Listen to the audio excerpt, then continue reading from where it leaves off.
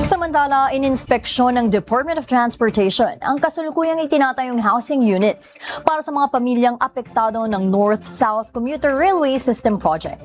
Si Jap Regala, una sa balita.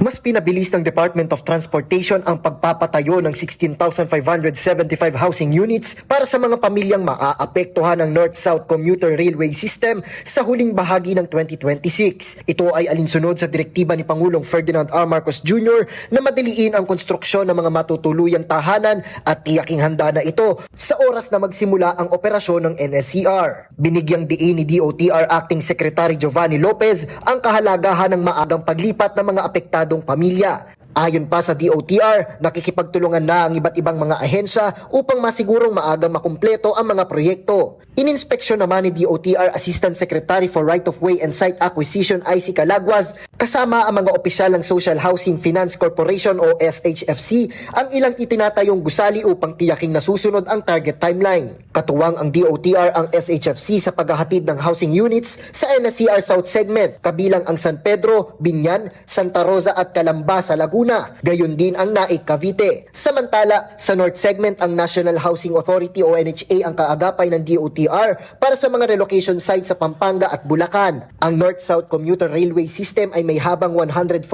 kilometro mula Clark International Airport sa Pampanga hanggang Calamba, Laguna. Inaasahang lilikha ang proyekto ng mahigit 350,000 trabaho sa panahon ng konstruksyon at sa oras na maging ganap na operasyonal. Nauuna sa balitang totoo at laging bago. Jap Regala, alauna sa balita, Congress TV.